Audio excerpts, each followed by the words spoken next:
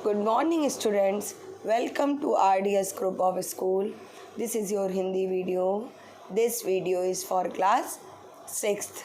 हम लोग 4th chapter Chitrakoot में भरत पढ़ रहे थे, उसी को आगे हम लोग कंटिन्यू करेंगे। आपने पढ़ा था कि भरत जब वापस आए उन्हें अपने पिता की मृत्यु का समाचार मिला। वो इस बात से अपनी माता से बहुत दुखी हुए, इस बात के लिए कि उन्होंने उनके कहने पर राम को 14 वर्ष का वनवास भेजा गया था और वो अब राम को लेने के लिए वन में जा रहे थे। अब आगे देखिए। राम तब तक गंगा पार कर चित्रकूट पहुंच गए थे। वहाँ एक आश्रम था महर्षि भारद्वाज का। जब तक वो वहाँ से निकलने के लिए तैयार हुए तब तक रामचंद्र जी गंगा पार करके चित्रकूट पहुंच गए थे। और वहाँ पे किसका आश्रम था? भारद्वाज मुनि का। गंगा यमुना के संगम पर, कहाँ था उनका आश्रम? गंगा यमुना के संगम पर। राम आश्रम में नहीं रहना चाहते थे ताकि महर्षि को असुविधा ना हो। महर्षि ने उन्हें एक पहाड़ी दिखाई, सुंदर स्थान, सुरम्य दृश्य, पर्णकुटी वहीं बनाई गई। पर्णकुटी मतलब उनके रहने के लिए एक छोटी सी कुटिया। भरत को सूचना मिल गई थी, वे चित्रकूट ही आ रहे थे। पूरे दल बल के साथ सेना के चलने से आसमान धूल से अट गया, यानी भर गया। हर ओर कोलाहल, कोलाहल का अर्थ होता है शोर। वे श्रृंगवेरपुर पहुँचे। निषाद राजगुह को सेना देखकर कुछ संदेह हुआ, कहीं राजवद में आकर भरत राम पर आक्रमण करने तो नहीं जा रहे हैं। सही स्थिति पता चली तो उन्होंने भरत की अगवानी की। देखिए, आपको पता है कि पहले निषाद राजगुह के यहाँ वो गए थे, तो वो जब उन्होंने उनकी सेना देखी भरत की तो उन्हें ये लगा कि कहीं नशे में राज गद्दी उन्हें मिल गई है, इस बात से बहुत उन्हें घमंड आ गया हो और वो राम के ऊपर आक्रमण करने जा रहे हो। लेकिन जब उनका ये संदेह दूर हुआ तो वो उनका स्वागत करने पहुंच गए। गंगा पार करने के लिए देखते देखते 500 नावें जुटा दी। रास्ते में मुनि भरद्वाज का आश्रम पड़ा। उन्होंने भरत को राम का समाचार दिया, वह मार्ग दिखाया जिधर से राम गए, वह पहाड़ी दिखाई जहाँ राम ने पर्णकुटी बनाई।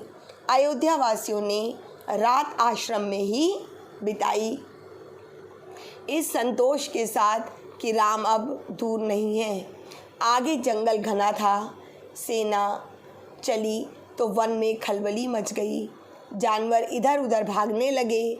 पक्षियों ने अपना बसेरा छोड़ दिया। छोटी वनस्पतियां सेना के पांव तले कुचल गईं। बड़े वृक्ष थरथरा उठे। राम और सीता पर्णकुटी में थे। लक्ष्मण पहरा दे रहे थे। कोलाहल उन्होंने भी सुना। वे एक ऊंचे पेड़ पर चढ़ गए देखने के लिए कि मामला क्या है। अब देखिए, जब सेना आ रही थी तो जो सेना किसी जंगल से गुजर रही थी तो ये उसका वर्णन है कि जब सेना निकली तो क्या क्या हुआ। सब जानवर इधर उधर भागने लगे। पक्षियों ने भी बसेरा होता है अपने रहने की जगह छोड़ दी। छोटी वनस्पतियाँ जो ज़मीन में छोटी छोटी होती हैं वो सेना के पाँव के तले कुचल गईं। लक्ष्मण जी जो थे उनकी राम सीता जिस पर्णकुटी में थे उसके बाहर पहरा दे रहे थे। जब उन्होंने ये कोलाहल मतलब शोर सुना तो वो पेड़ पर चढ़कर देखने लगे। लक्ष्मण ने देखा कि विराट सेना चली आ रही है। सेना का ध्वज जाना पहचाना था। अयोध्या की सेना थी। वे उत्तर की ओर से आगे बढ़ रहे थे। लक्ष्मण ने पेड़ से ही चीख कर कहा, भैया, भरत सेना के साथ इधर आ रहे हैं। लगता है वे हमें मार डालना चाहते हैं ताकि एक छत्र राज्य कर सकें। राम कुटी से बाहर आए। उन्होंने लक्ष्मण को समझाया, भरत हम पर हमला नहीं करेगा, कभी नहीं। वह हम लोगों से भेंट करने आ रहा होगा। राम ने कहा। देखिए, जब लक्ष्मण को आपको पता बड़ी जल्दी क्रोधित हो जाते थे तो लक्ष्मण ने रामचंद्र जी से कहा हमें लगता है कि वो भरत जो है हम पर आक्रमण करने आ रहा है और हमें मार डालना चाहता है। लेकिन रामचंद्र जी ने कहा नहीं, भरत सिर्फ हमसे मिलने आ रहा होगा, भेंट के लिए सेना के साथ आने का क्या औचित्य। अब उन्होंने कहा कि अगर वो हमसे भेंट ही करने आ रहा है, लक्ष्मण जी बोले, तो उसको सेना लाने की साथ में क्या ज़रूरत थी। दो भाइयों के मिलन में सेना का क्या काम। लक्ष्मण आश्वस्त नहीं थे, यानी इस बात से सेटिस्फाइड नहीं हुए। उनकी बात को सुनकर वे सेना पर आक्रमण करना चाहते थे। राम ने उन्हें रोक दिया। वीर पुरुष धैर्य का साथ कभी नहीं छोड़ते। कुछ समय प्रतीक्षा करो, इस प्रकार का उतावलापन उचित नहीं। उन्होंने कहा उनसे कि वीर पुरुष धैर्य नहीं छोड़ते, यानी तुम्हारे अंदर धैर्य होना चाहिए, प्रतीक्षा तो करो, इस तरह जो तुम कर रहे हो ये सही नहीं है। भरत ने सेना पहाड़ी के नीचे रोक दी। नगरवासियों से भी वहीं ठहरने को कहा। कोलाहल थम गया। उसकी जगह पुनः वन की नैसर्गिक शांति ने ले ली। नैसर्गिक मतलब नेचुरल शांति ने ले ली। भरत ने पहाड़ी को प्रणाम किया। शत्रुघ्न को साथ लेकर नंगे पांव ऊपर चढ़े। पांव की गति अचानक बढ़ गई। भाई से मिलने की उत्कंठा में, मतलब भाई से मिलने का इतना उनके अंदर मन था, इतनी इच्छा थी, इसलिए उनके पैरों की गति बढ़ गई, यानी वो जल्दी जल्दी उनसे मिलना चाहते थे। वे और प्रतीक्षा नहीं कर सकते थे। पहाड़ी पर दूर से ही उन्हें एक छवि दिखी। वह राम थे, शिला पर बैठे थे। पास ही सीता और लक्ष्मण बैठे थे। भरत दौड़ पड़े, राम के चरणों में गिर पड़े। उनके मुंह से एक शब्द भी नहीं निकला। शत्रुघ्न ने भी राम की चरण वंदना की, बोले वे भी नहीं, मतलब भरत और शत्रुघ्न दोनों रामचंद्र के चरणों पे गिर पड़े और उन्होंने कुछ बोला नहीं। उन्होंने दोनों को उठाकर सीने से लगा लिया। सबकी आंखों में आंसू थे। भरत साहस नहीं जुटा पा रहे थे बड़े भाई को यह सूचना देने का कि पिता दशरथ नहीं रहे। यह एक दुखद समाचार है भ्राता। बहुत कठिनाई से उन्होंने कहा, पिता दशरथ नहीं रहे। आपके आने के 6ठे दिन दुख में प्राण त्याग दिए। राम सन्न रह गए, शोक में डूब गए।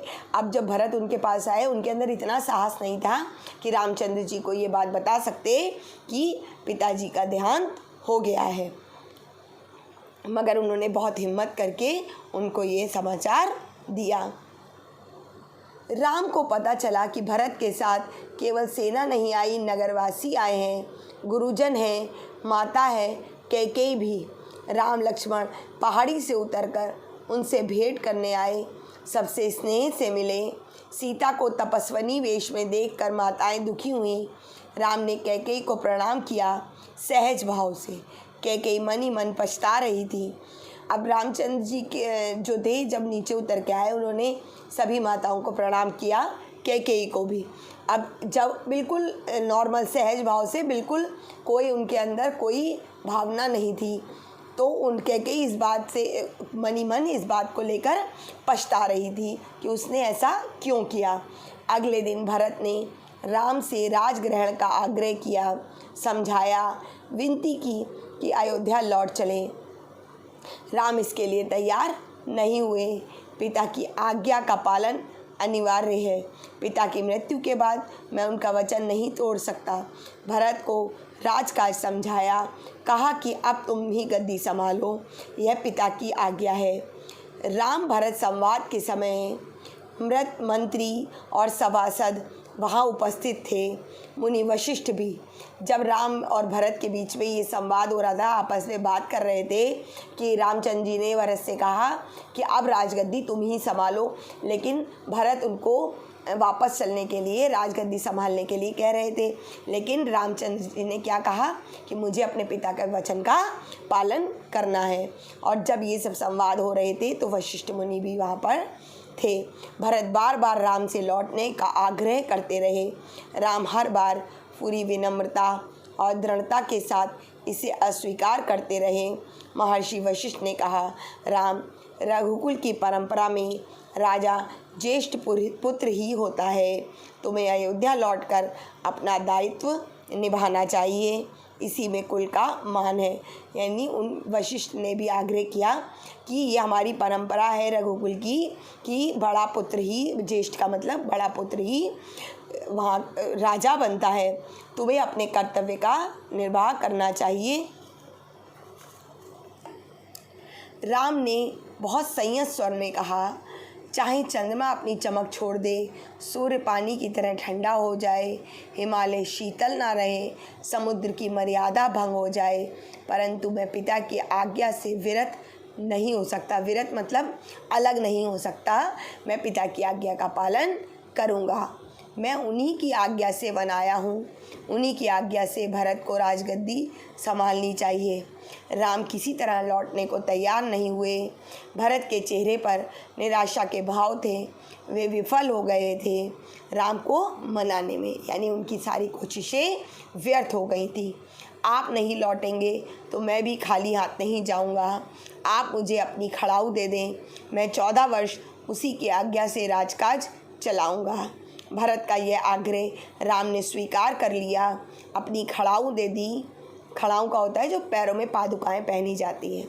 भरत ने खड़ाऊ को माथे से लगाया और कहा, 14 वर्ष तक अयोध्या पर इन चरण पादुकाओं का शासन रहेगा।